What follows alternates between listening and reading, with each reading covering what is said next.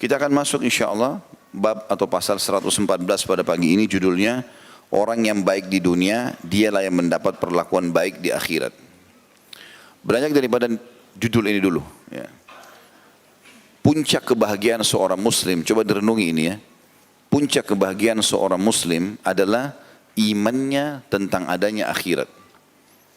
Tanamkan baik-baik dalam hati itu, kalau kita punya kehidupan akhirat, bukan di sini. Dunia ini cuma lewat.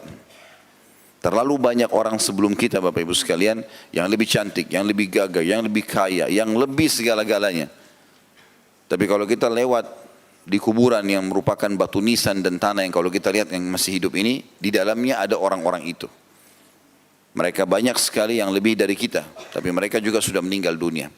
Dunia ini sehebat apapun kita mengejar prestasinya akan kita tinggalkan. Nanti kalau kita meninggal, semua cuma jadi kenangan. Dan itu di hari-hari pertama saja. Oh ini bajunya dia, oh ini sepatu dia, oh ini rumah dia, oh ini mobil dia, oh ini perusahaan dia. Sehari, seminggu, sebulan, selesai. Semua akan ditutup. Orang akan lupakan. Dikenang sesekali, setahun sekali.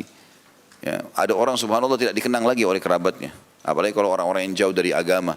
Mereka sudah tidak mendoakan lagi si mayit. Gitu.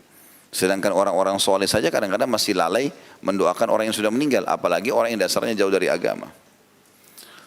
Maka ini fakta-fakta lapangan yang sudah real, yang sudah bisa kita lihat dan sudah dilalui oleh banyak manusia. Miliaran manusia sebelum kita sudah meninggal dunia. Kita pun akan begitu. Dunia ini sebentar, kita akan menuju ke akhirat. Beriman tentang adanya akhirat dan kehidupan abadi di sana, adanya surga dan kita sering membacanya, itu akan membuat mendatangkan kebahagiaan yang luar biasa. Karena cobaan apapun di muka bumi jadi kecil. Lumpuhkah, gangguan orang kah? Kalau kita hubungkan sama akhirat, ya sudahlah, saya nggak bisa ambil hak saya dari dia sekarang, saya ambil di akhirat. Kita tahu ada akhirat. Di sini di dunia miskin, di akhirat tidak ada yang miskin. Bahkan mayoritas penghuni surga itu adalah orang-orang miskin. Karena mereka hisapnya mudah. Makan pas-pasan hari itu. Pakaian yang dipakai cuma itu. Dan akhirnya tidak ada hisap hari kiamat. Orang yang dihisap adalah orang yang kaya, yang banyak macam-macam fasilitasnya. Allah akan tanya, nikmat ini kau pakai untuk apa, dari mana asalnya. Tapi orang yang miskin tidak. Gitu kan? Sampai dalam sebuah hadits Bukhari juga, riwayatkan Imam Bukhari, bahwasanya surga akan mengeluh, bukan mengeluh, akan berbicara pada hari kiamat. Mengatakan, kenapa tidak ada yang masuk ke dalam kecuali orang-orang miskin? Mayoritasnya orang susah semua. Jadi kalau kita lihat orang-orang susah itu, yang penting dia orang beriman, ahli surga semua. Lalu kemudian neraka mengatakan, kenapa tidak masuk ke dalam kecuali orang-orang yang sombong? Kenapa hanya orang-orang yang banyak membangkang begini? Mana orang-orang yang miskin juga ini? Kenapa nggak ada yang masuk ke sini? Maka Allah SWT berfirman kepada keduanya, kepada surga dikatakan, engkau adalah rahmatku yang aku balas orang-orang yang patuh kepadaku denganmu. Dan Allah SWT berfirman atau berkata kepada neraka, engkau adalah siksaku yang aku siksa orang-orang yang membangkang dan durhaka. Kehidupan akhirat ini kehidupan yang luar biasa, teman-teman sekalian. Abadi, tidak lagi penyakit, nggak ada gangguan orang, tidak ada kesusahan apapun. Tidak ada kesusahan. Yang paling ditakuti oleh orang adalah, misal contoh sakit. Kalau ditanya orang, mau sakit nggak? Orang jawab tidak mau. Yang paling pertama dihilangkan di surga nanti adalah tidak ada penyakit. Kata Nabi SAW, orang kalau masuk surga tidak akan beringus, tidak ada penyakit. Kemudian yang paling dikhawatirkan orang setelah itu adalah masa tua. Makanya orang-orang tua biasa kena takut tua, keriputnya pun dioperasi. Ya. Cari jalan supaya tetap muda. Mau bungkuk ditegakkan, cari jalan supaya tidak kelihatan tua. Rambut sudah putih disemir semuanya. Ya. Orang takut menghadapi masa tua. Di surga tidak ada masa tua. Kata Nabi SAW, orang yang masuk surga tidak akan habis masa mudanya. Yang dikhawatirkan orang kalau pakai baju baru, rusak bajunya. Berubah warnanya. Kata Nabi SAW, orang ahli surga tidak akan berubah warna bajunya.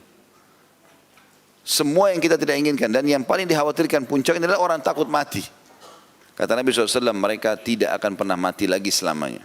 Hidup selamanya. Dan ini teman-teman hanya sekedar selama di dunia menikmati apa yang Allah perintahkan. Syariat. Saya sudah sering bilang ini. Menjadi orang beriman, nyaman. Karena kita makan, kita minum, kita juga biologis, tapi itu semuanya dengan halal. Kita pakai baju, kita kumpulin harta, kita pakai mobil, apa saja silakan. Bergerak. Allah mengatakan, Wa qul i'malu fasayarallahu amalakum wa rasuluh. Beramallah kalian, Allah akan nilai dan Rasulnya itu. Gitu kan? Bebas kita, yang penting konsepnya 5 huruf halal, nikmati. Sebagaimana orang kafir menikmati, tapi mereka tidak kenal namanya konsep halal. Tidak terkontrol gitu. Kalau orang beriman teman-teman dan beramal soleh ini tidak bisa makan, tidak bisa minum, tidak bisa tidur, nggak bisa apalah, semua tertahan. Orang kafir semuanya bahagia, enak misalnya. Mungkin wajar orang tidak menjadi orang beriman. Tapi kita di dunia ini nyaman. Makin dekat dengan Allah, makin sehat badannya, ya makin kuat pandangan matanya, makin banyak rezekinya. Coba praktikin sederhana. Coba hijrah 100%, jadi orang baik. Allah mudahkan semua urusannya. Sampai pada hal-hal yang kecil. Sampai hal kecil, apa saja kita baru ngomong pengen ini ya, tiba-tiba ada yang kasih, Allah kasih. Seringkali begitu kita lalui kan, kadang-kadang pengen makan ini ya, tiba-tiba ada makanan tersebut. Loh, subhanallah, baru bicara sudah dikasih sama Allah. Makin dekat dengan Allah makin dimudahkan. Di dunia kita bahagia, di akhirat kita lebih bahagia lagi. Maka beriman tentang adanya akhirat ini membuat seseorang mukmin tenang. Dan siapapun yang berbuat baik di dunia ini, tidak cukup dia nikmati di sini, dia punya rumah yang bagus, dia punya kendaraan yang bagus, dia punya pasangan, punya anak-anak, punya segala macam prestasi dunia. Plus lagi yang terbaik yang dia kerjakan di dunia ini Allah nilai, Allah kasih juga nanti yang terbaik di akhirat sana. Menjadi balasan buat dia.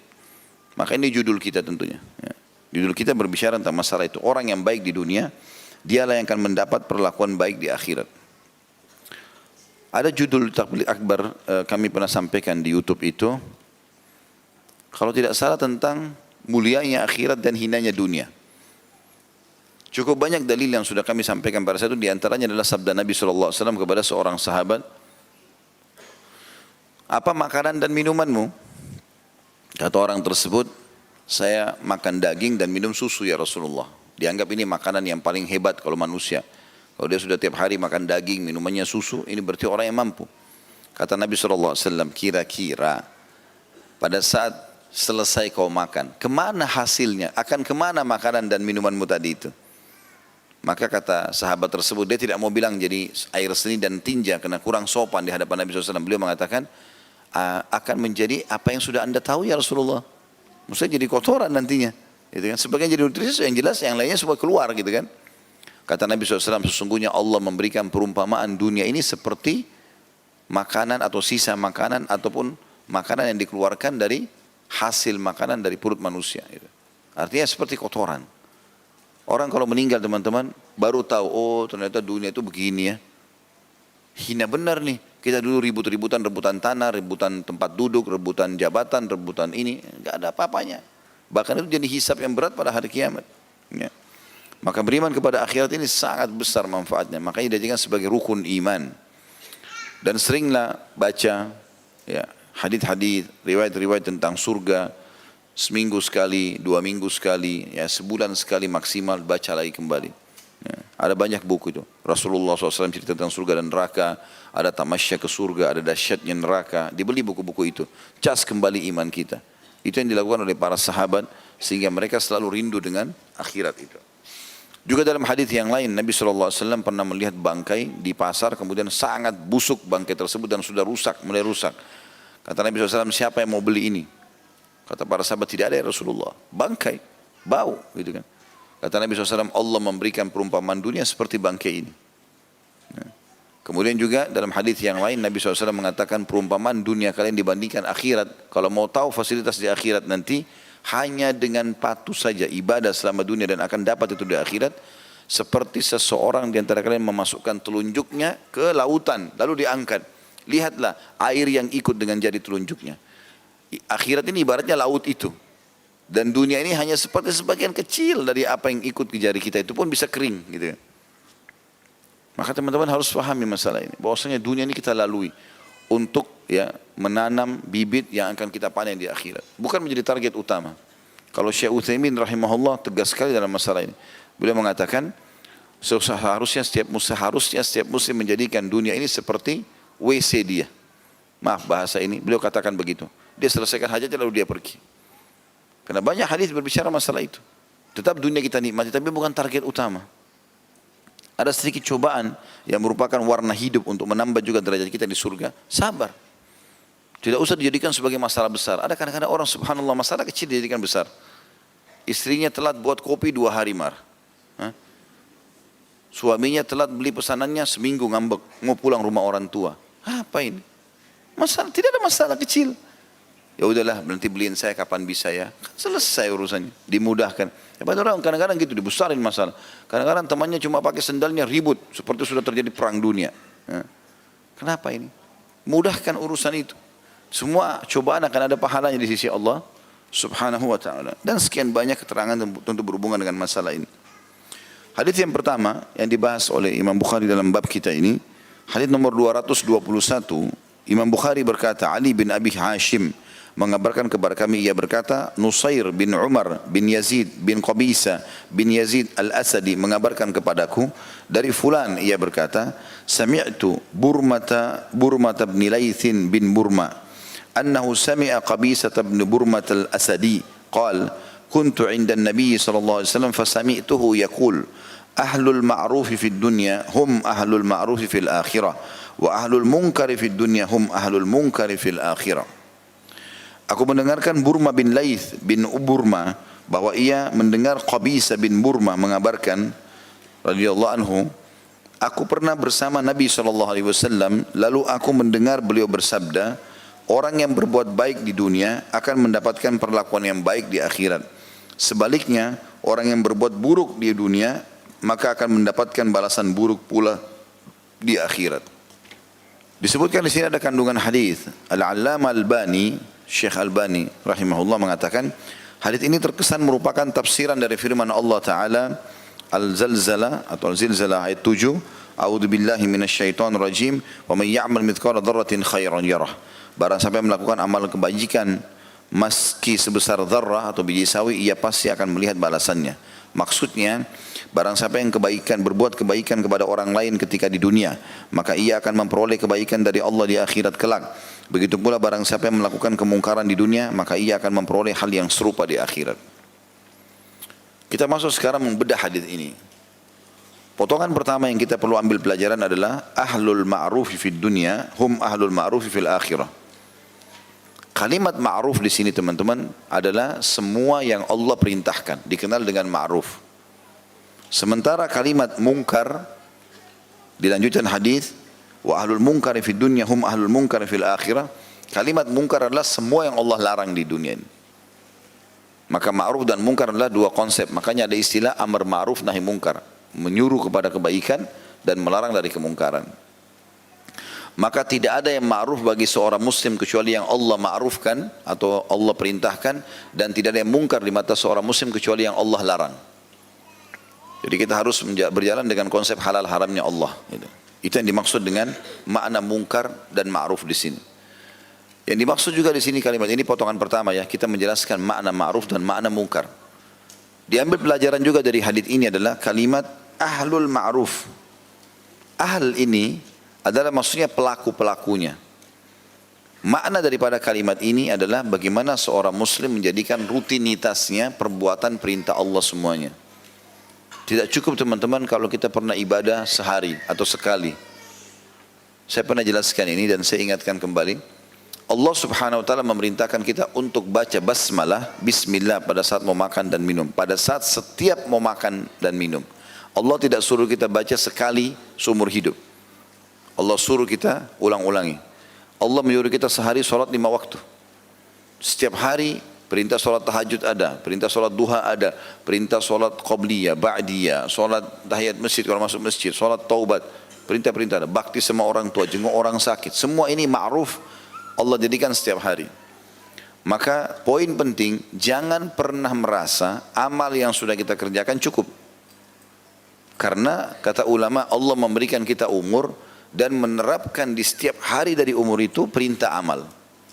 Maka orang yang dimaksud dengan ahli ma'ruf, orang yang menerima nanti pahala ma'ruf di akhirat, Allah berikan balasan yang baik, adalah orang yang mengisi setiap lembaran harinya dengan yang ma'ruf.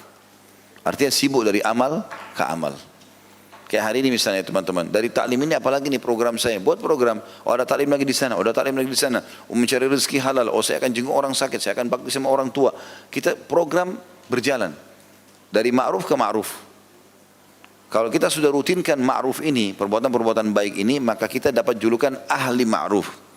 Ahli ma'ruf artinya si pelaku ma'ruf itu sendiri. Nabi SAW ingatkan dalam sebuah hadis yang sahih, kata Nabi SAW, janganlah seseorang di antara kalian berkata, dulu aku pernah sholat malam. Itu dulu. 10 tahun lalu saya pernah sholat malam. Dulu waktu gadis dan bujang saya sholat malam. Sekarang sudah nenek kakek-kakek, sholat enggak? Gitu. Dulu saya pernah sedekah buat Palestina. Dulu. Kapan itu? 7 tahun lalu. Kalau 7 tahun lalu misalnya kita bersedekah dan kita bahas sekarang, berarti ada 6 tahun sekian yang kita tidak sedekah. Jadi jangan bangga dengan itu. Apalagi kita tidak tahu apakah itu ikhlas atau tidak, diterima atau enggak. Kita butuh amal. Saking butuhnya kita dengan amal untuk memberikan derajat di surga, sampai Allah jadikan bukan cuma dari kita sumber pahala, dari orang lain kita bisa dapat pahala. Tunjukin orang lain jalan, nasihati dia, bantu dia, jadi pahala semua. Niat baik bisa jadi pahala. Orang lain mengikuti langkah kita dalam kebaikan juga dapat pahala. Jadi semua ini harus difahami kalau ma'ruf itu dikerjakan setiap saat dan terus berulang. Tidak ada waktu kosong bagi seorang mukmin. Ya. Tidak boleh lagi teman-teman usahakan sekarang ke depan. Tidak ada lagi namanya lewat malam tidak tahajud. Jangan lagi dianggap membisikkan syaitan kan itu cuma sunnah. Ya, sunnah pun perintah. Rutin kan harus kerjakan. Kalau bukan sekarang kapan? Gitu kan. Saya baru kemarin dikirimkan oleh salah seorang cuplikan. Ada orang subhanallah ditangkap di CCTV masjid, sholat tahajud. Pas selesai salam, meninggal dunia dalam keadaan sujud. Dia sujud, dia meninggal. Lalu ditulis itu keterangannya, atau diberikan keterangan, orang ini tertutup dengan husnul khatimah. Orang kalau terbiasa dengan perbuatan ma'ruf, maka Allah akan tutup hidupnya dengan ma'ruf itu. Kata Nabi SAW, kalau orang terbiasa dengan satu perbuatan, Allah akan tutup hidupnya dengan perbuatan itu. Kalau antum mau tahu orang ini husnul khatimah atau su'ul khatimah, lihat 2 pekan, sebulan sebelum dia meninggal. Bukan dilihat fisiknya pada saat meninggal. Karena ada orang soleh, tapi terbakar di pesawat. Jatuh di lautan, dimakan badannya oleh ikan. Belum tentu dia su'ul khatimah, belum tentu dia buruk kematiannya. Seperti Hamzah dan para sahabat yang dimutilasi di perang Uhud. Hamzah itu hidungnya terpotong, berdarah semua, dadanya terbelah. Tapi dia sayyid syuhada, pimpinan para syuhada. Beberapa tokoh Quraisy ditemukan mati dalam kondisi kulitnya mulus. Tapi berarti dia tetap, bukan berarti itu dia baik, ahli neraka. Tolok ukurnya orang ini baik atau tidak, lihat beberapa hari sebelum dia meninggal. Karena kata Nabi SAW, orang kalau terbiasa dengan satu perbuatan, Allah akan tutup dengan itu. Terbongkar kedoknya pada saat mau meninggal tuh. Dia biasa ngisi ta'lim, dia meninggal dalam kondisi ta'lim. Dia biasa sholat, dia dalam kondisi sholat. Dia biasa sedekah, pada saat dia sedekah, Allah jadikan penutup amalnya itu. Dan dia kalau biasa berzina, dia biasa mencuri, nanti ditutup dengan itu oleh Allah SWT. Dan ini luar biasanya, lebih jauh daripada itu. Amal-amal ma'ruf, amal-amal saleh yang kita kerjakan teman-teman, itu bisa terwariskan. Kalau kita biasakan diri kita saleh, mengalir di darah kita ini semua kesolehan, terbiasa zikrullah, berdoa, segala macam, itu terwariskan kepada anak-anak. Terwariskan dengan izin Allah Subhanahu Wa Taala. Ya, makanya Umar bin Khattab pernah saya ceritakan ingin menikahkan anaknya dengan cucu penjual susu, justru karena kesolehannya wanita tersebut. Dia tahu perempuan ini menangis malam hari, tidak mau mengizinkan neneknya mencampur susu dengan air karena takut dihukum sama Allah. Itu saja Umar sudah cukup jadikan patokan. Suruh anak-anaknya nikahi. Dia khalifah raja, anak-anaknya anak raja. Berarti para pangeran menikahi masyarakat biasa dari cucu penjual susu hanya karena keimanannya. Waktu Hafsah radhiyallahu anha ya, menjadi janda, anaknya Umar bin Khattab, maka beliau keliling mencari siapa orang saleh yang bisa menjadi suami Hafsah supaya bisa memandu dia dalam perbuatan yang ma'ruf. Dan ini terwariskan semuanya. Sebagaimana juga kefasikan akan terwariskan, itu bahaya sekali. Ya, sumber-sumber haram, perbuatan-perbuatan haram ini akan membuat efeknya juga kepada anak-anak. Mereka durhaka, mereka jadi terbiasa juga dengan keburukan karena memang itu ajaran orang tuanya. Maka harusnya difahami manfaat yang kedua dari hadis adalah ahli ma'ruf yang akan juga ma'ruf di akhirat. Maksudnya mereka akan dikenal di akhirat dan diberikan kedudukan tinggi justru orang yang rutin. Karena kalimat ahl artinya rutin mengerjakannya. Nah, dia terus sibuk dengan itu. Gak ada waktu loh teman-teman sekalian, gak ada waktu. Jangan main-main soal waktu ini. Karena kita tidak tahu kapan kita meninggal. Harusnya kita memposisikan diri setiap saat meninggal bisa. Kalau seandainya dokter memvonis salah seorang di antara kita, umur bapak atau ibu tinggal 2 minggu. Kemudian ada tetangga kita atau teman kita datang, itu tetanggamu fulan bicarakan tentang kamu. Kira-kira masih mau ribut dia? Dokter sudah vonis 2 minggu lagi umurnya. Sudahlah. Si fulan ambil hakmu. Aduh, biarin aja deh. Orang sudah mau mati. Apalagi kalau sudah berjalan tinggal 2 hari. Sujud terus. Sebenarnya teman-teman, tanpa tunggu vonis dokter, malaikat maut bisa dapat setiap saat. Tapi orang tidak sadari itu. Lalai dengan ketampanannya, dengan kecantikannya, dengan hartanya, dengan angan-angannya. Enggak boleh kita lalai dengan itu. Tidak ada waktu. Gunakan dalam kesalehan, ketaatan. Kita berharap segera menuju ke akhirat. Makanya Ali bin Abi Thalib mengatakan, ketahuilah dunia ini punya anak-anak, akhirat punya anak-anak. Dan jadilah kalian anak-anak akhirat. Jangan jadikan target di sini. Kita ini sebenarnya diciptakan oleh Allah SWT. Nabi Adam dan ayah kita dan ibu kita Hawa diciptakan oleh Allah SWT alaihi wassalatu wassalam untuk di surga. Dan kita semua untuk ikut ke surga. Kita cuma mampir di sini. Jangan mampir di sini terus rusak hubungan dengan Allah, berkufur, menjadi ahli maksiat, lalu kemudian nanti di akhirat dimasukkan ke neraka karena membangkang. Kita seperti lagi naik kendaraan bus misalnya, lagi tujuannya Jakarta ke Surabaya misalnya. Kita ini, dunia ini seperti orang mampir sebentar di rest area. Begitu saja. Minum, makan, buang hajat, pergi. Ada tujuan kita. Itu yang disebutkan oleh Nabi SAW dalam sebuah hadits, perumpamaan aku dengan dunia seperti musafir yang penat, capek, istirahat sebentar di bawah pohon, habis itu dia pergi. Jadi tidak ada sesuatu yang harus menjadi beban masalah dunia ini. Ya.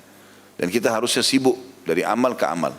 Ingat teman-teman, kami ini para da'i hanya bisa bicara seperti ini, teriak-teriak mikrofon, Bapak Ibu sadarlah, ginilah. Dan kami tidak mungkin ngawasi Bapak Ibu di rumahnya. Ya. Tidak mungkin saya ketuk rumahnya, sudah sholat belum? Ya. Ini kenapa ini? Kenapa begitu? Habis umur saya urus itu. Gitu ya. Tidak mungkin, dan berapa rumah bisa didatangi sehari. Tapi orang yang cerdas adalah mendengarkan ilmu itu, oh iya ternyata ini. Jadi dijadikan sebagai pegangan hidupnya, mengubah dia. Itu yang benar. Itu potongan yang kedua dari hadis. Jadi potongan yang pertama tadi pelajarannya adalah makna ma'ruf dan makna mungkar. Ma'ruf adalah semua yang Allah perintahkan dan mungkar semua yang Allah larang.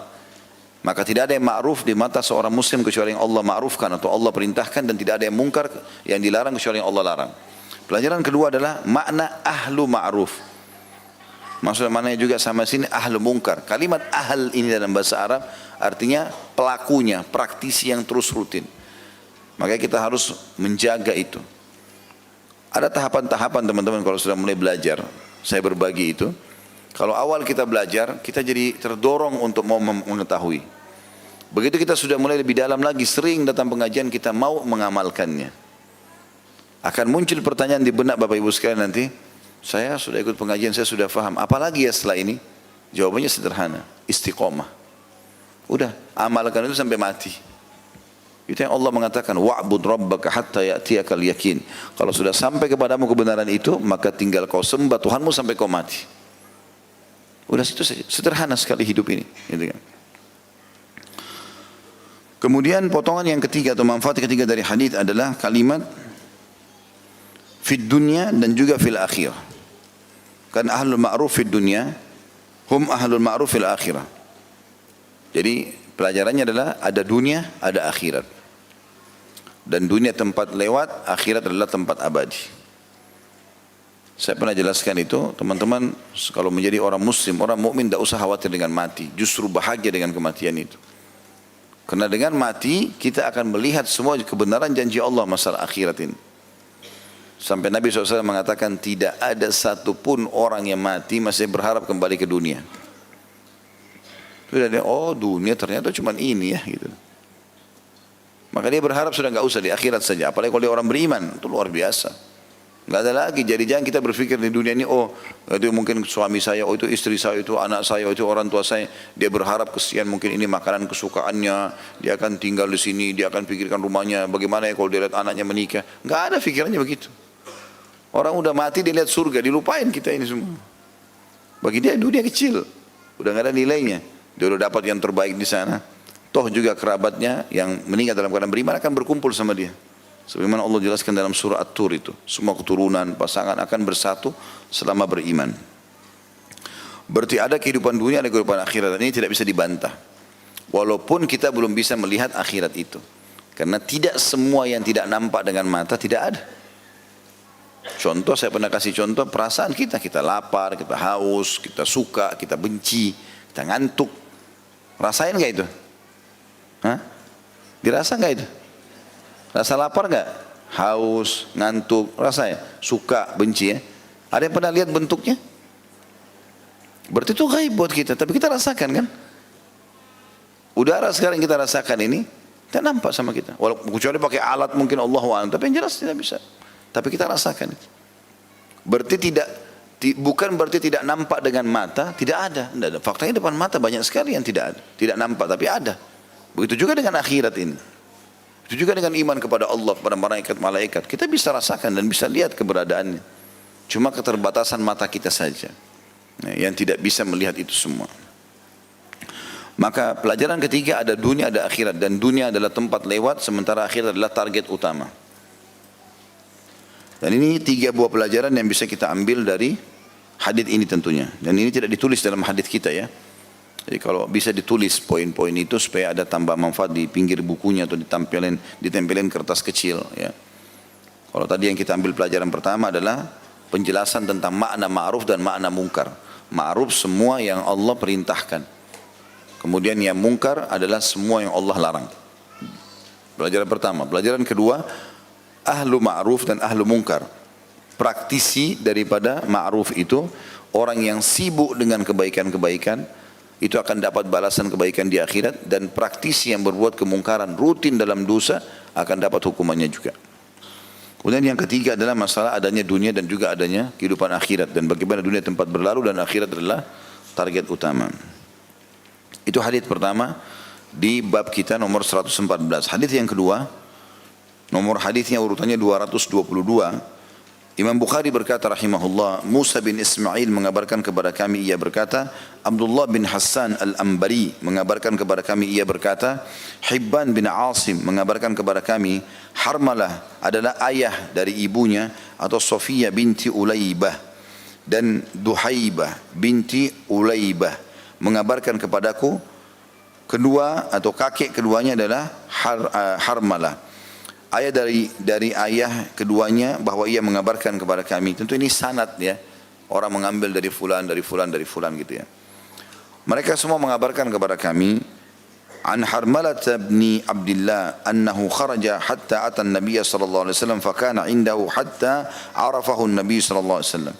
فلما ارتحل قلت في نفسي والله لا أتين النبي صلى الله عليه وسلم حتى أزداد من العلم فجئت أمشي حتى قمت بين يديه فقلت ما تأمرني أعمل قال يا حرملة ائت المعروف واجتنب المنكر ثم رجعت حتى جئت الراحلة ثم أقبلت حتى قمت مقامي قريبا منه فقلت يا رسول الله ما تأمرني أعمل قال يا حرملة ائت المعروف واجتنب المنكر وانظر ما يعجب أذنك أن يقول لك القوم إذا كنت من عندهم فأته وانظر الذي تكره أن يقول لك القوم إذا كنت من عندهم فاجتنبه أو فاجتنيه فلما رجعت تفكرت فإذا هما لم يدعا شيئا. Dari Harmalah bin Abdullah radhiyallahu anhu bahwa ia keluar hingga menemui Nabi SAW. Maksudnya keluar dari rumahnya menuju ke Nabi SAW. Ia duduk bersama Nabi hingga Nabi SAW mengenalinya. Maksudnya dia perkenalkan diri sampai Nabi tahu namanya dan seterusnya. Ketika pergi, aku berkata dalam hatiku, kata Harmalah radhiyallahu anhu, demi Allah aku akan menemui Nabi SAW agar ilmuku bertambah. Tadi sudah duduk sama Nabi, sekarang sudah dikenal sama Nabi, dia keluar dari masjid. Begitu dia dekat dengan untanya, dia bilang saya mau kembali lagi. Saya ingin belajar lagi dari Nabi. Ingin minta nasihatnya. Lalu aku lalu datang berjalan hingga berdiri di hadapan beliau. Maksudnya kepada Nabi SAW. Lalu aku berkata, apa yang engkau perintahkan kepadaku tentang atau tentu akan aku kerjakan. Apa yang engkau perintahkan wahai Rasulullah kepadaku, tentu akan aku kerjakan. Maka Nabi SAW menyebutkan wasiatnya. Dan ini yang jadi saksi bahasan di bab kita. Wahai Harmalah, lakukanlah kebaikan dan jauhilah kemungkaran. Aku lalu kembali ke hewan kendaraanku. Kemudian aku kembali lagi mendekati Nabi SAW. Setelah dekat dengan beliau, aku berkata kepadanya, sallallahu alaihi wasallam, wahai Rasulullah, apa yang engkau perintahkan akan aku kerjakan. Maka beliau bersabda, wahai Harmalah, lakukanlah kebaikan dan jauhilah kemungkaran, dan perhatikanlah apa yang disukai oleh orang-orang untuk engkau kerjakan, yang engkau dengar ketika berada di dekat mereka. Maka lakukanlah. Perhatikanlah juga apa yang tidak disukai orang-orang ketika engkau mengerjakannya, dan engkau ketahui ketika duduk di dekat mereka, maka tinggalkanlah. Setelah pulang aku fikirkan hal itu, ternyata keduanya tidak meninggalkan kekurangan sedikit pun. Ada kandungan hadis dulu di sini. Yang pertama, semangat para sahabat dalam menuntut ilmu, karena mereka merasa haus dengan ilmu itu. Dan ini termasuk adab syar'i. Bagaimana seorang muslim membuat dirinya haus dengan ilmu, karena ilmu itu biar banyak kita ambil tidak mengenyangkan perut, ya. Tidak membuat badan kita gemuk, tidak mengambil space atau tempat di tubuh kita atau di kepala kita. Di sebanyak apapun dia, tidak ada sesuatu yang membuang kita, malah kita jadi lebih tahu, lebih faham, dan otak kita mampu untuk menampung semulur ilmu yang kita ingin pelajari dengan kuasa Allah SWT. Oleh karena itu menuntut ilmu tidak ada ruginya, karena ilmu itu akan menjaga kita, berbeda dengan harta yang kita sibuk untuk menjaganya. Yang kedua, dorongan agar melakukan kebaikan dan meninggalkan kemungkaran, sebagaimana sudah kita jelaskan tadi, ya. Dan akan kita insya Allah titik beratkan lagi beberapa manfaat setelah ini. Yang ketiga, sesungguhnya manhaj yang benar atau metode hidup yang mengantar ke jalan yang lurus atau as-siratal mustaqim, serta kedudukan yang tinggi menganjurkan seseorang untuk berakhlak mulia dan menjauhi akhlak yang buruk. Kita bedah sekarang hadis ini, potongan demi potongan insyaAllah. Yang pertama adalah sikap Harmalah radhiyallahu anhu, di mana beliau berkata, aku telah mendatangi Nabi SAW, ya, sampai ia mengenalku. Dan ini salah satu adab yang baik dalam majlis ilmu. Orang datang menggunakan dirinya, saya fulan, gitu kan. Terutama pada Nabi SAW, karena Nabi adalah seorang Nabi. Karena kalau dia kenal kita, pasti ada kemungkinan dia akan mencari kita di akhirat atau akan menolong kita. Karena ada hadis yang lain riwayat Bukhari, pada saat Nabi SAW mengatakan, aku sedang menunggu kalian di sirat, aku menunggu kalian di haud, di telagaku, maka ada orang-orang yang datang mendekati telaga untuk minum, lalu mereka ditolak, dilarang oleh para malaikat, dihalau. Lalu aku mengatakan, itu adalah sahabat-sahabatku, aku kenal mereka. Karena semasa hidup Nabi SAW pernah melihat mereka, dan pernah interaksi sama Nabi SAW. Maka Nabi SAW dikatakan oleh para malaikat, engkau tidak tahu hai Muhammad apa yang mereka lakukan setelah engkau meninggal. Mereka telah meninggalkan agama atau ajaranmu. Ini adalah para sahabat atau orang-orang yang masuk Islam kemudian murtad setelah meninggalnya Nabi SAW. Maka kata Nabi SAW, suhqan, kecelakaan dan kehinaan bagi orang yang meninggalkan untuk mengubah ajaranku. Berarti memang khusus orang yang hidup bersama Nabi SAW dan memperkenalkan diri kepada beliau, ini adalah orang-orang yang kemungkinan besar pasti akan ditolong oleh Nabi SAW. Makanya Harmalah menjelaskan masalah itu. Karena di majlis Nabi banyak orang yang datang, tapi dia datang khusus mendekati Nabi SAW lalu memperkenalkan diri dengan tujuan agar Nabi mengenalnya. Ya, tentu ini majlis Nabi SAW. Ya, kalau kita semua adalah penuntut ilmu, tapi kalau yang dimaksud adalah majlis Nabi sini kalau punya kemuliaan hidup di zaman itu. Karena Nabi SAW pasti punya syafaat khusus, ya, pertolongan khusus yang bisa menolong umatnya. Potongan yang kedua yang bisa diambil adalah, itu kan potongan pertama tadi dari Harmalah bin Abdullah, bahwa ia keluar hingga menemui Nabi SAW, ia duduk bersama Nabi hingga Nabi mengenalinya. Itu pelajaran pertama. Jadi kalau pegang buku ini digaris bawahi, hingga ia duduk bersama Nabi hingga Nabi mengenalinya, dikasih angka 1 kecil di atasnya. Kemudian potongan yang kedua, ketika pergi aku berkata dalam hati, demi Allah aku akan menemui Nabi SAW agar ilmuku bertambah. Ini pelajaran yang kedua, bahwasanya seorang muslim tidak boleh puas dengan ilmu yang sudah dia miliki. Ada orang mentang-mentang sudah sarjana, S2K, S3K, ya, atau sudah beberapa kali datang dalam majlis, maka sudah tidak berpikir untuk menambah ilmunya. Enggak, keliru ini. Kita harus terus belajar ilmu sampai kita meninggal dunia. Kalau sudah meninggal ya sudah berbeda. Abu Yusuf rahimahullah, salah satu murid, ya, terpilih dari Abu Hanifah rahimahullah, itu pada saat sakit parah, sudah sakit parah, diranjang kematian, dia pernah berselisih pendapat dalam ilmu warisan kepada sesuatu dengan seseorang, dan sudah berselisih pendapat, masing-masing sampaikan argumentasi, mereka berpisah. Tidak ada telepon zaman dulu, tidak ada alat komunikasi kayak kita sekarang. Maka akhirnya temannya ini yang sudah pergi mendengar Abu Yusuf sakit parah. Dia pun datang dari wilayah yang sangat jauh. Begitu ketemu Abu Yusuf lagi sakit parah di ranjangnya, dia masih mengatakan, Alhamdulillah yang telah mengutusmu datang kepadaku. Gitu kan. Lalu dia mengatakan, dulu kita pernah berselisih pendapat dalam masalah warisan, ya, tentang hukum kakek. Gitu. Sekarang dia bilang, saya mau kau ajarkan kepadaku, kata Abu Yusuf. Temannya bilang, kau sudah diranjang kematian, ucapkanlah la ilaha illallah. Kata dia, saya sudah mengucapkannya. Ketahuilah, aku meninggal dalam kondisi mengetahui ilmu itu lebih aku sukai daripada aku meninggal dalam kondisi aku tidak tahu. Lalu kemudian temannya ajarkan, ini loh dalilnya. Allah berfirman, ini Rasulullah bersabda, ini perkataan para sahabat. Dihafal sama Abu Yusuf dalam kondisi sakit parah di atas ranjang. Kata temannya, selesai dia hafal dalil-dalilnya, saya pun pamit keluar. Begitu saya pamit keluar, baru tiba di depan pintu, keluarganya menangis karena dia sudah meninggal dunia. Orang mukmin tidak akan mengenal berhenti menuntut ilmu. Ada orang subhanallah tersombongkan dengan ilmunya. Baru belajar sedikit, baru sarjana, memang tidak mau lagi belajar. Terutama berhubungan dengan masalah agama. Saya lihat sendiri teman-teman dengan mata kepala dulu, kami waktu masih mahasiswa di Madinah, itu ada ulama-ulama yang duduk di Masjid Nabawi. Sampai hari ini masih ada. Banyak antara maghrib, isya, subuh. Kalau teman-teman lagi umrah, terutama laki-laki ya, kalau perempuan tidak bisa melihat itu, tapi bisa mendengarkan suara.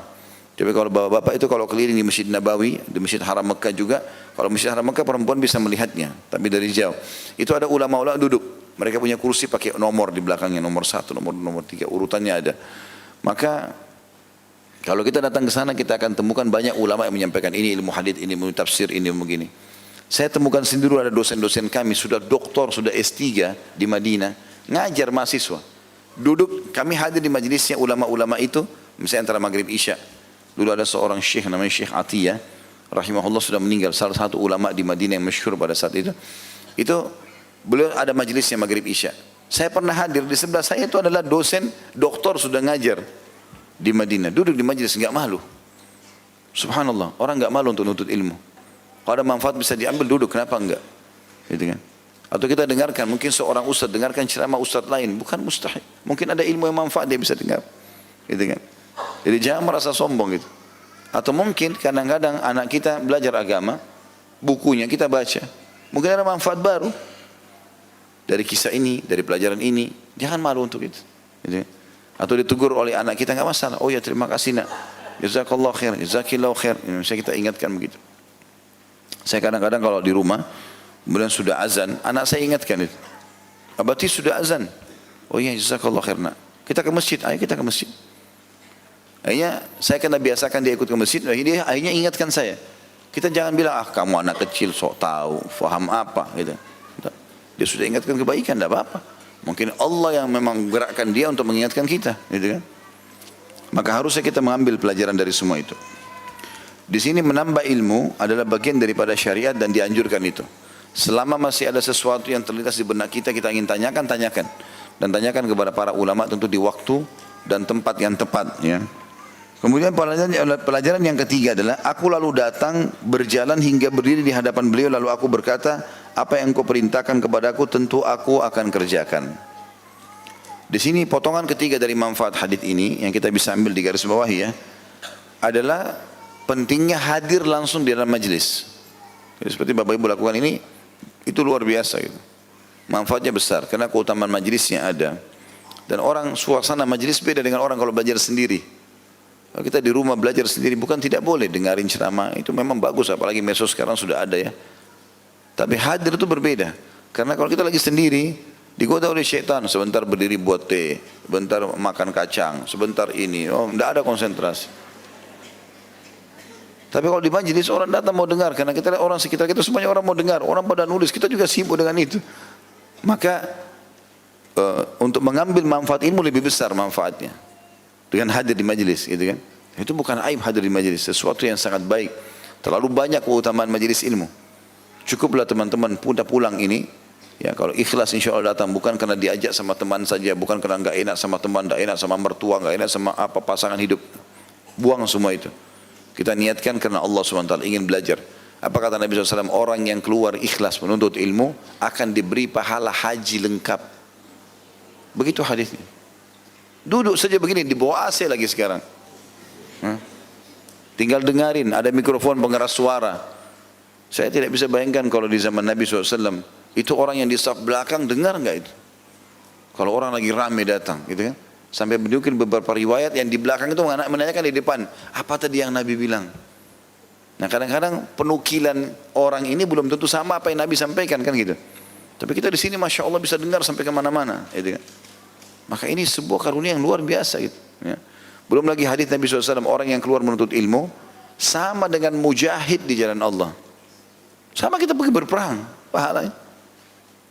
Juga hadis Nabi SAW, sesungguhnya para malaikat menebahkan sayapnya, menaungi para penuntut ilmu karena ridho dengan apa yang dia lakukan. Dan sekian banyak keutamaan yang luar biasa dari majelis ilmu. Itu ada bahasa sendiri tentunya. Tetapi yang jelas, hadir dalam majelis itu punya keutamaan tersendiri. Kecuali darurat kita nggak bisa, nggak sempat, kita lagi kerja, lagi ada pekerjaan di rumah misalnya, itu lain. Mungkin bisa kita, dengan medsos sekarang ini kita bisa ikuti itu ya. Kita bisa putar-putar ulang, tapi untuk datang ke majelis itu luar biasa. Setiap perjalanan juga, naik motor, naik mobil, itu semua ada pahalanya. Apalagi datang ke masjid, rumah Allah seperti ini, maka itu semua ada keutamaan tersendiri. Dan itu yang dibuat oleh Harmalah radhiyallahu anhu, beliau datang kepada Nabi SAW. Dan sebenarnya ada sebuah kaidah penting dalam menuntut ilmu ini ya. Ulama mengatakan ilmu yu'ta ilaih ya. Ilmu itu didatangi. Jadi sebenarnya yang benar itu adalah orang-orang pada datang ke dalam majlis gitu. Kalau sekarang kadang-kadang banyak ustadz yang diundang. Mungkin untuk memudahkan oke lah. Tetapi yang benar sebenarnya orang-orang alim ini pada duduk di satu tempat, yang lain pada datang belajar. Nabi SAW begitu. Duduk di masjid beliau sampaikan, orang-orang pada datang belajar. Begitu juga didukil para salafus saleh. Tapi sekarang banyak sekali orang yang manja. Kalau ustadznya tidak datang, dia juga tidak belajar. Ini keliru. Mesti dia ustadz tidak bisa datang, ya dia cari di mana yang lain dia bisa bagi. Supaya dia belajar gitu. Itu potongan yang ketiga. Dan potongan yang keempat di sini masih dari tadi ya. Kalau potongan yang ketiga tadi diambil dari aku lalu datang hingga berdiri di hadapan beliau, maksudnya hadir di hadapan beliau. Potongan keempatnya adalah Harmalah berkata kepada Nabi SAW, apa yang engkau perintahkan kepadaku tentu aku akan kerjakan. Ini termasuk adab penuntut ilmu. Bagaimana dia minta agar diberikan wasiat. Bisa dengan mengatakan wasiatkanlah saya, nasihatilah saya. Tapi termasuk juga hal yang baik adalah sudah yakin gurunya ini benar, dia mengatakan perintahkan apa ini, saya mau kerjakan. Gitu. Jadi mungkin yang terlintas di benak gurunya pada saya itu akan disampaikan. Perintah saya begini dan begitu. Ya. Pernah ada seorang ikhwah mengatakan kepada saya, Ustaz apa kabar? Terus kemudian saya jawab, Alhamdulillah baik. Saya tanya balik, bagaimana ibadah antum? Saya cuma nanya biasa umum gitu. Tiba-tiba dia jadikan sebagai statusnya. Berbicara sebentar dengan guru, akhirnya saya ditanya tentang ibadah. Dan ini pertanyaan sederhana tapi dalam. Padahal saya tidak niat itu sebenarnya. Saya cuma umum menanyakan karena pas Ramadan gitu kan. Tapi rupanya dia bisa ambil pelajaran dari situ. Ya. Bahwasanya yang sedang ditanya adalah ibadah. Jadi coba koreksi masalah puasa, masalah sholat malamnya, masalah zikir dan seterusnya. Maka ada manfaat-manfaat yang bisa kita ambil. Gitu. Bisa kita ambil pelajaran dari orang-orang. Kemudian potongan yang kelima, itu ada potongan yang keempat. Potongan yang kelima adalah wasiat Nabi SAW yang Nabi bersabda, wahai Harmalah, lakukanlah kebaikan dan jauhilah kemungkaran. Ringkas, padat, gitu kan. Kerjakan semua yang ma'ruf, kebajikan yang Allah perintahkan, dan tinggalkan semua yang mungkar yang Allah larang. Udah, itu wasiat saya, gitu kan. Maka Harmalah pun berkata, aku pun kembali ke hewan kendaraanku, kemudian aku kembali lagi mendekati Nabi SAW. Artinya setelah mendengar itu, sepertinya dalam juga nih. Mungkin ada wasiat lain. Dia ingin dengarkan lagi. Maka dia mengatakan lagi setelah dekat dengan Nabi SAW, aku berkata kepada beliau, wahai Rasulullah, apa yang engkau perintahkan akan aku kerjakan. Tadi sudah aku dengar itu, ada yang lain enggak?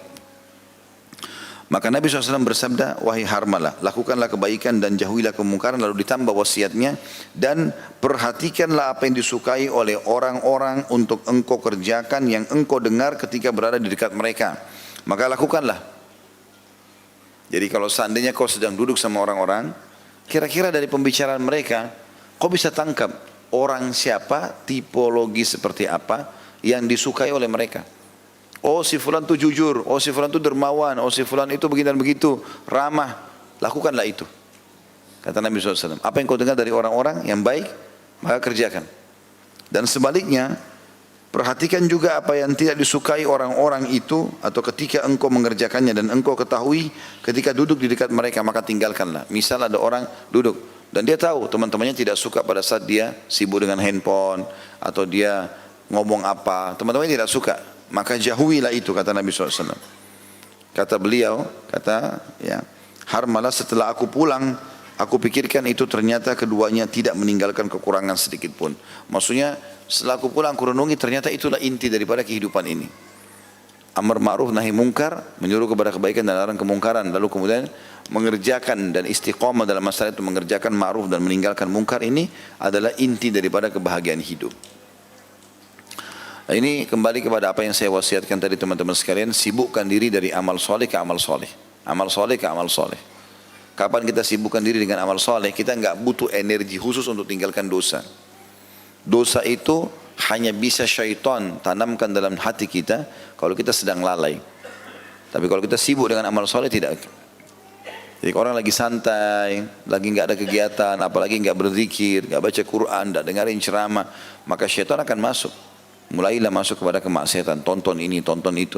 Tapi kalau dia sibuk dengan amal soleh, amal soleh ke amal soleh, amal soleh ke amal soleh, dari ceramah ke ceramah, dari zikir ke zikir, dari doa ke doa, dari Quran ke Quran, terus saja dia sibuk dengan itu, maka tidak ada celah buat syaitan untuk menggoda dia. Jadi kita tidak butuh energi khusus untuk meninggalkan dosa. Tapi sibukkan diri dengan amal soleh, otomatis dosa akan ditinggalkan. Hadis selanjutnya, nomor 223, Imam Bukhari berkata, Al-Hasan bin Umar mengabarkan kepada kami, ia berkata, haddatsana Mu'tamir qal dzakartu li abi haditha Abi Uthman an Salman annahu radhiyallahu anhu annahu qala inna ahlal ma'ruf fi dunya hum ahlul ma'ruf fil akhirah faqala inni sami'tu min Abi Uthman yuhaddithuhu an Salman fa'araftu anna dhaka kadhalik fama haddathtu bihi ahadan qat. Mu'tamir mengabarkan kepada kami, ia berkata, aku menyebutkan hadis Abu Uthman kepada ayahku yang aku dengar dari Salman, maksudnya Salman Al-Farsi radhiyallahu anhu. Hadis tersebut adalah sesungguhnya orang yang berbuat baik di dunia akan mendapatkan perlakuan baik juga di akhirat. Mu'tamir berkata, aku mendengar hadis ini dari Abu Uthman yang mendengar dari Salman, maka aku pun tahu itu demikian. Setelah itu aku tidak mengabarkan hadis itu kepada siapapun. Hadis ini mirip sebenarnya, wasiatnya adalah tadi bagaimana seseorang menjadi ahli ma'ruf, orang yang sibuk rutinitasnya dengan amal soleh di dunia, maka dia akan menjadi orang juga ahli ma'ruf di akhirat. Artinya akan sangat dikenal di akhirat. Ya, di antara contoh misalnya muadzin, ya. Kata Nabi SAW, muadzin, orang-orang yang azan, itu adalah orang yang paling tinggi lehernya pada hari kiamat. Ya, jangan dibayangkan lehernya meninggi, ya. Tapi yang dimaksud adalah dia akan sangat dikenal di akhirat. Allah SWT tonjolkan dia. Itu juga karena dia sibuk azan ke azan, azan ke azan. Juga hadis Nabi SAW tentang dua orang yang saling mencintai karena Allah. Kata Nabi SAW, nanti di hari kiamat di sebelah atau di sekitar singa arsy, atau di sebelah singgasananya Allah, atau di sekitar singgasana Allah di arsy-Nya, itu ada mimbar-mimbar yang penuh dengan cahaya. Di atasnya ada orang-orang yang memakai baju bercahaya dan wajah mereka bercahaya, sampai nabi-nabi dan para syuhada cemburu dengan mereka. Maka kata para sahabat, ya Rasulullah, sifhum lana, gambarkan kepada kami siapa orang-orang itu. Luar biasa ini, Allah kasih kelebihan. Kata Nabi SAW, orang yang sibuk, ya, saling mencintai karena Allah, saling duduk bermajlis bersama-sama karena Allah, dan saling menziarahi karena Allah. Sibuk dari situ. Banyak hal teman-teman sekalian yang kita anggap remeh, tapi sebenarnya dia bernilai besar. Seperti memenuhi hajat seorang muslim. Kalau ada seorang muslim yang telepon, minta tolong, atau WA, tolong ini ya, tolong ini ya, tolong temani saya. Jangan anggap remeh itu. Apa kata Nabi SAW? Aku memenuhi hajat satu saudaraku muslim Satu saja, antar dia ke pasar, tunjukin dia ke satu tempat, lihatkan dia rumah yang dia mau beli, kendaraan dia mau diperbaiki, segala macam. Kata Nabi SAW, aku memenuhi hajat satu saja saudaraku muslim, lebih aku cintai daripada aku beriktikaf 1 bulan di masjid ini. Ditunjuklah masjid beliau alaihissalam. Beliau tunjuk masjid beliau. Iktikaf di Masjid Nabawi teman-teman, artinya mengikat diri 5 waktu solat, selain juga solat-solat sunnah, duhanya, solat tahiyat masjid, solat wudu, solat tahajudnya. Semua ini iktikaf, mengikat diri. Pahalanya 1 kali solat 1000. Kalau berjamaah dikali 25 kali lipat, diangkat 27 derajat gitu kan. Sebulan itu luar biasa. Kalau sehari saja kita punya 1 pahala solat wajib 1000 di Masjid Nabawi, berarti kita punya 5000 pahala subuh, duhur, asar, maghrib, isya. Kalau sendirian, kalau berjamaah dikali 25 kali lipat, dikali sebulan itu luar biasa pahalanya. Tapi Nabi SAW memberikan kita kata kunci, apalagi yang tidak tinggal di Madinah. Kalau aku penuhi hajat satu, saya saudaraku muslim, lebih aku cintai daripada itikaf di masjid ini 1 bulan. Artinya mendapatkan pahala ribuan. Berarti memenuhi hajat seorang muslim itu mengalahkan pahala itikaf 1 bulan di Masjid Nabawi. Dan ini satu karunia yang luar biasa. Allah SWT mudahkan kita untuk mendapatkan pahala dari ma'ruf ini. Gitu kan. Kemudian juga hadis selanjutnya, dan ini hadis penutup sebenarnya mirip saja ya, cuma sanadnya ya. Yang kata Nabi SAW, yang ini katakan Imam Bukhari berkata, haddathana Musa qal haddathana Abdul Wahid an Asim an Abi Uthman qala Rasulullah SAW mithlu. Musa mengabarkan kepada kami, kata Imam Bukhari rahimahullah, ia berkata Abdul Wahid mengabarkan kepada kami dari Asim dari Abu Uthman, Rasulullah SAW bersabda seperti hadis sebelumnya.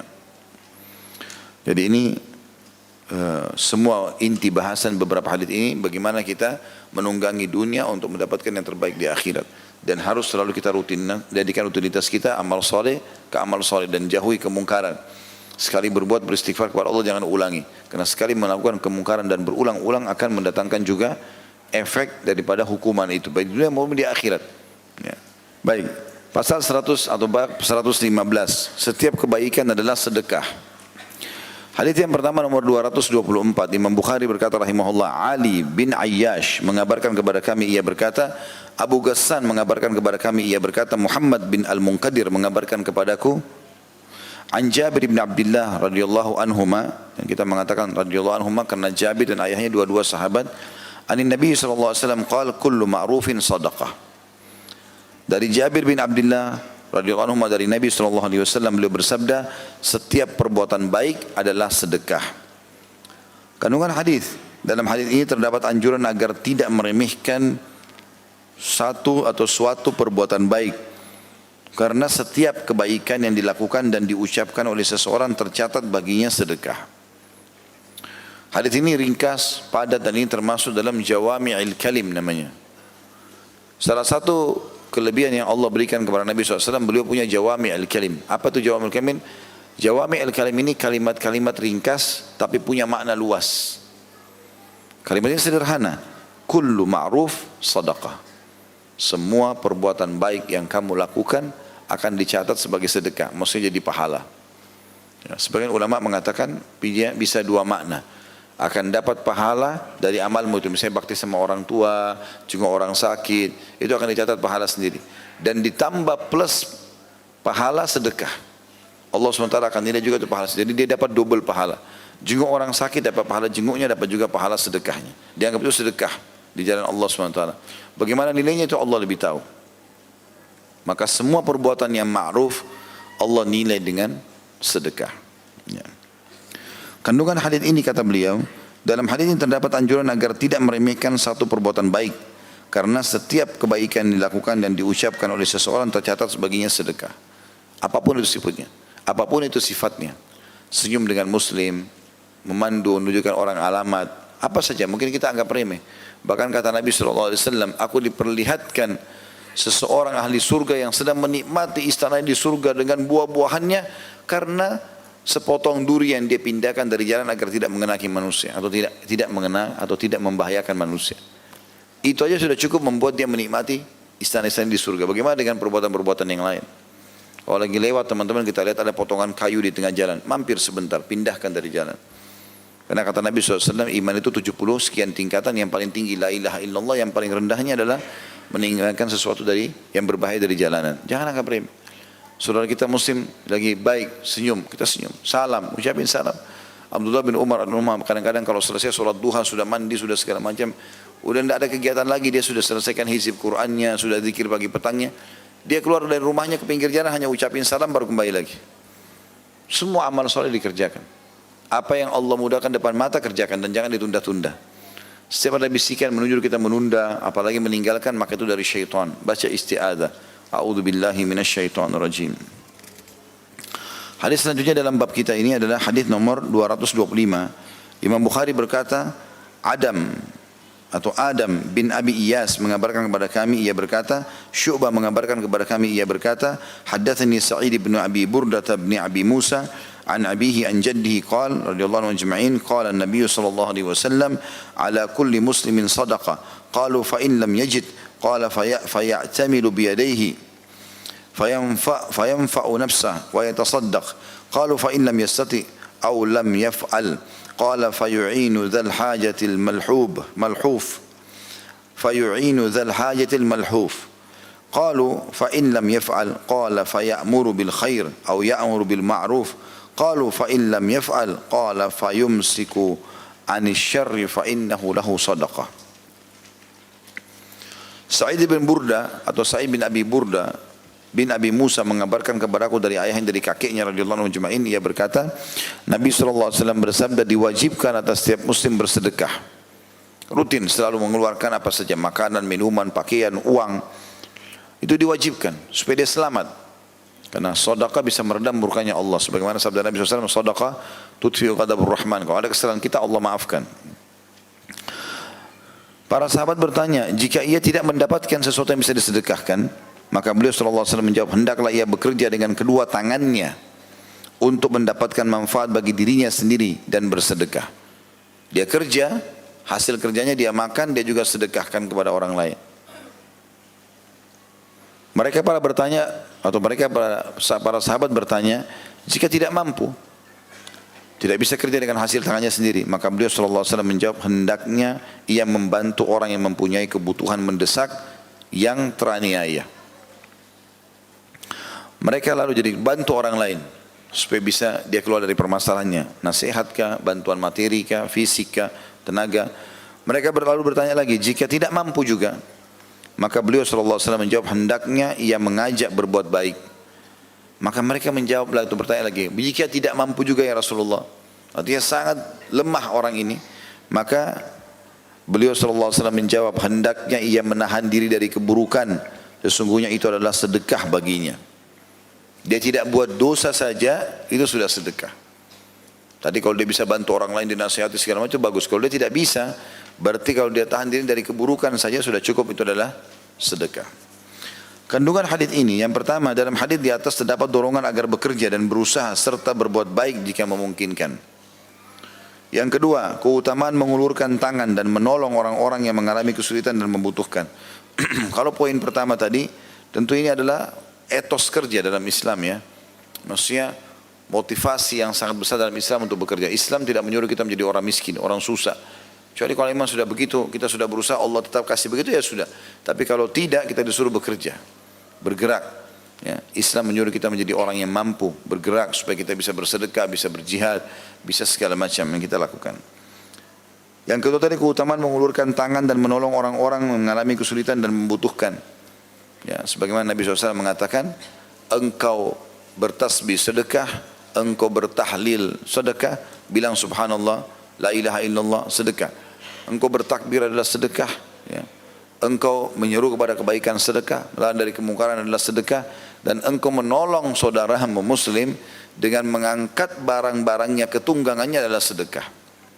Semuanya dinilai pahala oleh Allah SWT. Kita lihat teman kita bawa kresek banyak, berat, kita bantuin misalnya, itu sudah sedekah. Yang ketiga, keutamaan tidak berbuat kejahatan karena ingin memperoleh ridho Allah Ta'ala. Keutamaan tidak berbuat kejahatan karena ingin memperoleh ridho Allah Ta'ala. Jadi bagaimana kita meninggalkan keburukan saja, tidak jadi ganggu orang, tidak jadi bermaksiat, kita batalkan, itu sudah cukup untuk mendapatkan pahala. Yang keempat, istilah sedekah dapat disematkan pada berbagai bentuk perbuatan baik. Semua perbuatan yang baik bisa dihitung sedekah.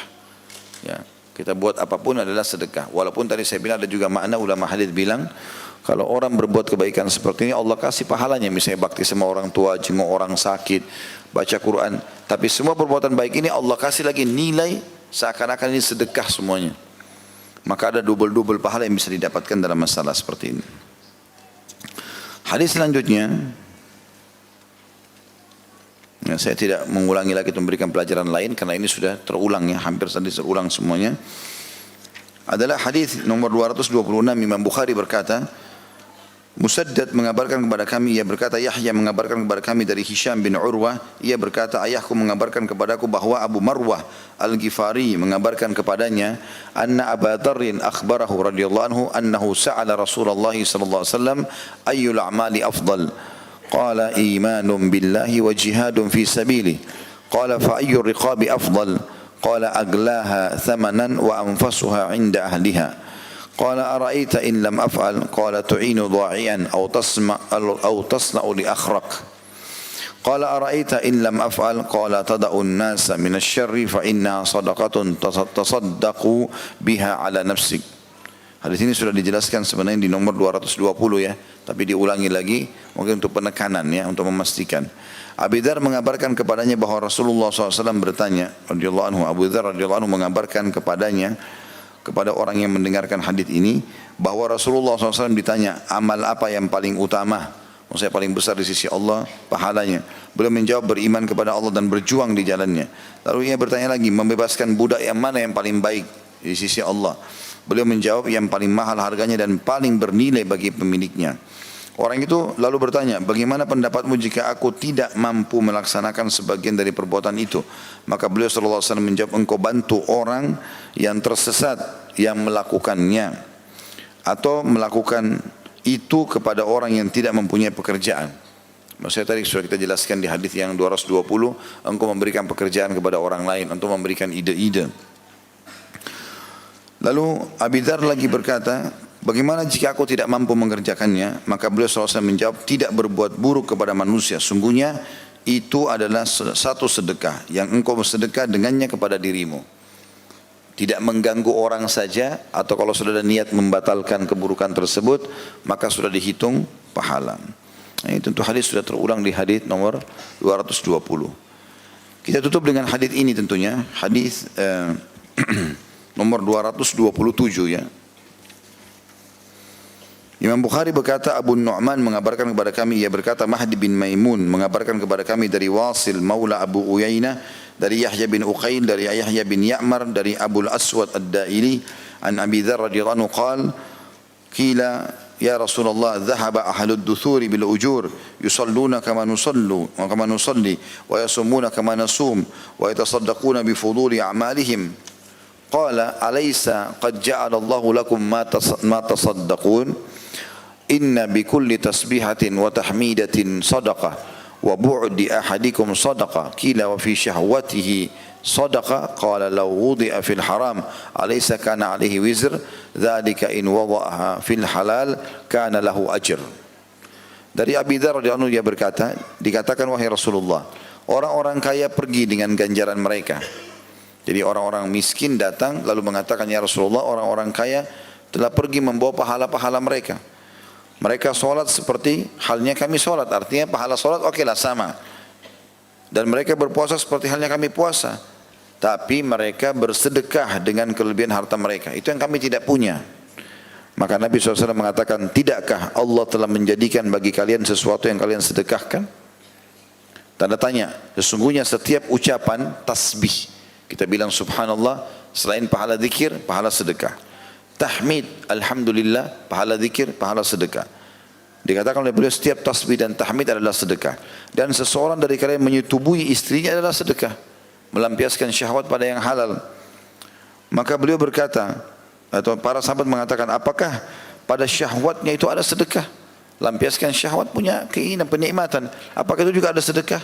Beliau menjawab, kalau sekiranya diletakkan di tempat yang haram, maksudnya berzina, tidakkah ia menanggung dosa? Begitu tanda tanya, tentu saja menanggung dosa ya. Begitu pula jika diletakkan pada yang halal, maka baginya pahala. Hadis ini tentu punya beberapa kandungan hadis. Kita baca dulu baru saya akan titik beratkan beberapa poin tambahan. Yang pertama, hadis di atas menunjukkan boleh berlomba dalam berbagai amal kebaikan. Dan ini dalam hal sifatnya sebagai motivasi saja. Ya, dia lihat temannya puasa, dia juga puasa. Dia lihat temannya baca Quran, dia juga baca Quran. Temannya majelis ilmu datang, dia juga datang dalam majelis ilmu. Itu bersaing dalam hal positif, bukan dengan niat riya, tapi ingin supaya ikut bersama dengan teman atau kerabatnya itu menjadi orang yang baik juga. Yang kedua, hadis tersebut mengisyaratkan bahwa kata sedekah digunakan untuk segala bentuk amal soleh yang dilakukan oleh seseorang. Ini sudah saya jelaskan tadi. Kemudian yang ketiga, keutamaan atau ucapan tasbih subhanallah dan segala bentuk zikir pada umumnya. Karena kata Nabi SAW, maukah aku tunjukkan kepada kalian amalan yang lebih baik daripada kalian bersedekah dengan emas dan perak, lebih baik daripada kalian bebasin budak, lebih baik daripada kalian menyumbang di jalan Allah atau jihad, bahkan lebih baik daripada kalian menebas musuh-musuh kalian dan kalian ditebas oleh musuh-musuh kalian. Maksudnya kalian membunuh mereka dalam keadaan kafir, kalian masuk surga, atau kalian terbunuh mati syahid. Kata para sahabat, tentu ya Rasulullah. Kata Nabi SAW, lisanmu selalu berzikir kepada Allah. Kemudian yang keempat, hadis di atas merupakan dalil dibolehkannya menggunakan qiyasul jali yang dijadikan sandaran oleh para ulama mujtahid dalam berdalil. Ya, artinya bisa memberikan contoh-contoh, ya, perumpamaan-perumpamaan sehingga bisa lebih difahami apa yang dimaksudkan dari tujuan atau dari yang maksud daripada hadis dan ayat. Kemudian yang kelima, dalam hadis di atas terdapat dalil bahwa perkara mubah dapat berubah menjadi ibadah dan ketaatan kepada Allah yang jika diiringi dengan niat yang benar. Jima yang disebutkan dalam hadis, tentu di sini sampai sini titik ya. Artinya dengan hal mubah seperti mandi, makan, tidur mubah. Tapi kalau orang niatkan ibadah dengan cara makan dan minum bukan cuma sekedar menghilangkan lapar dan dahaga, tapi memang karena ingin merawat tubuh yang Allah amanahkan. Tidur bukan cuma sekedar hilangkan ngantuk dan capek, tapi untuk merawat tubuh yang Allah amanahkan, karena semua itu sinyal dari Allah. Kalau lapar, tubuhmu lagi butuh makanan, minum, tubuhmu lagi butuh cairan. Kemudian kalau ngantuk berarti dan capek atau sakit, ini tubuh butuh untuk istirahat. Maka seseorang bisa mengubah yang mubah menjadi sunnah. Jima atau hubungan biologis yang disebutkan dalam hadis terhitung sebagai ibadah jika dilakukan dengan niat menunaikan hasrat biologis sang istri, mencari keturunan yang soleh atau menjaga kehormatan diri seseorang dan istrinya. Jadi ini poin terakhir yang mesti nanti dititik beratkan bagi orang yang sudah berumah tangga. Tentunya ada hal-hal penting yang harus dia garis bawahi berhubungan dengan masalah ini. Saya baca dulu hadisnya. Hadis ini dijelaskan oleh Abi Dzar bahwasanya ada orang-orang yang datang lalu mengatakan, wahai Rasulullah, orang-orang kaya pergi dengan ganjaran mereka. Mereka sholat seperti halnya kami sholat dan mereka puasa seperti halnya kami puasa, tapi mereka bersedekah dengan kelebihan harta mereka. Maksudnya potongan ini adalah para sahabat yang miskin yang datang kepada Nabi SAW meminta, ya Rasulullah, ada enggak amalan yang bisa menyaingi sedekahnya orang-orang kaya? Kalau orang-orang kaya kan kami sholat, mereka sholat, berarti sama pahalanya. Kami puasa, mereka puasa. Kami baca Quran, mereka baca Quran. Jadi hampir semua ibadah sama. Tapi mereka punya kelebihan yang kami tidak punya, ya Rasulullah. Mereka sedekah dengan hartanya. Maka seakan-akan mereka mengatakan di sini, ya Rasulullah, ajarkan kami amalan yang bisa kami amalkan, yang bisa mengejar atau minimal menyamai pahala sedekahnya orang-orang kaya. Jadi ini potongan pertama yang kita ambil hadis atau manfaat daripada hadis. Bagaimana orang-orang miskin datang dan semangatnya ingin mendapatkan pahala. Kemudian mereka minta agar bisa menyaingi sedekahnya orang-orang kaya. Pelajaran kedua menyebutkan tentang keutamaan sedekah itu sendiri. Ya, bagi orang yang Allah karunia harta, maka jangan pelit, jangan bakhil. Sudah sering kita bahasakan itu. Selalu sedekah. Tidak akan langgeng rumah tangga, tidak akan langgeng persahabatan, tidak akan apapun mendapatkan ridho Allah pun ya sekaligus kecuali seseorang itu suka dermawan atau sedekah. Ini akan bisa membuka pintu-pintu surga, membuka rahmat Allah dari langit sana, membuka cinta manusia karena orang dermawan. Maka diingatkan masalah itu. Sampai orang-orang miskin pun di sini mengeluh, mereka dapat pahala banyak ini karena sedekah. Potongan kedua adalah Nabi SAW memberikan solusi kepada para sahabat yang miskin ini sambil berkata, tidakkah Allah telah menjadikan bagi kalian sesuatu yang kalian sedekahkan? Bukankah ada yang lain? Kalau kalian tidak punya harta, kalian bisa sedekah dengan yang lain. Kemudian Nabi SAW merincikan, setiap ucapan tasbih dan tahmid atau zikir adalah sedekah. Seseorang dari kalian menyetubuhi istrinya adalah sedekah. Berarti hal-hal yang kalian bisa lakukan mudah, orang miskin pun bisa. Duduk baca subhanallah, alhamdulillah, wa la ilaha illallah, wallahu akbar, subhanallah, walhamdulillah, wa la ilaha illallah, wallahu akbar. Berzikir. Itu sudah sedekah juga, menyaingi sedekah hartanya orang-orang kaya. Lalu kemudian yang paling mudah orang miskin lakukan kalau dia punya pasangan adalah biologis. Ya, kan? Lakukan biologis itu. Maka pada saat dia lakukan biologis ada sedekah. Sampai para sahabat kaget, ya Rasulullah, kami lampiaskan syahwat kami. Dia lampiaskan syahwatnya, nikmat, kemudian dapat pahala. Di syahwatnya pun ada sedekah. Kata Nabi SAW, bukankah kalau kalian letakkan pada yang haram dapat dosa, maka juga pada saat yang halal. Nah ini yang saya bilang, saya ingin titik beratkan. Syaitan, kata para ulama, seringkali membuat orang yang sudah berumah tangga merasa jenuh dengan biologis ini. Merasa jenuh. Supaya orang tidak dapatkan pahala di situ. Maka harusnya ini dihidupkan dalam suasana rumah. Karena beberapa adab-adab yang disebutkan oleh para ulama. Di antara adabnya adalah harusnya suami istri menjauhi hal-hal yang tidak disukai oleh pasangannya. Sehingga jangan membuat dia emosi. Karena kalau dia emosi maka biologis akan terganggu. Dan syaitan akan buat itu. Orang kalau lagi tidak emosi, lagi senang sama-sama, maka biologis juga akan maksimal. Dia akan dapat kenikmatan dan dapat pahala. Kemudian setiap pasangan suami istri berusaha untuk memberikan yang terbaik pasangannya dalam masalah biologis. Ini tidak rancu membicarakan ini dalam syariat. Ya, sebagaimana Nabi SAW mengatakan dalam hadis yang sangat jelas.